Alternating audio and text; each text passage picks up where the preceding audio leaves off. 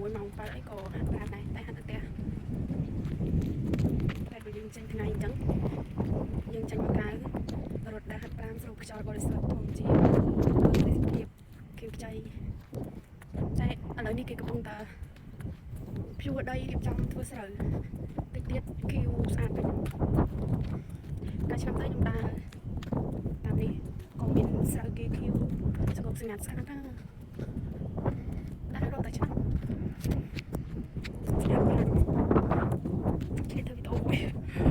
គេរត់ដល់ណាឯងក្រោយគេ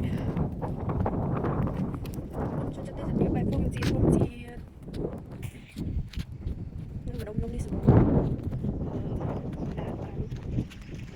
នៅវាស្រែមានផ្លូវបែកខ្វាត់ច្រើនស្រួលដើរបាន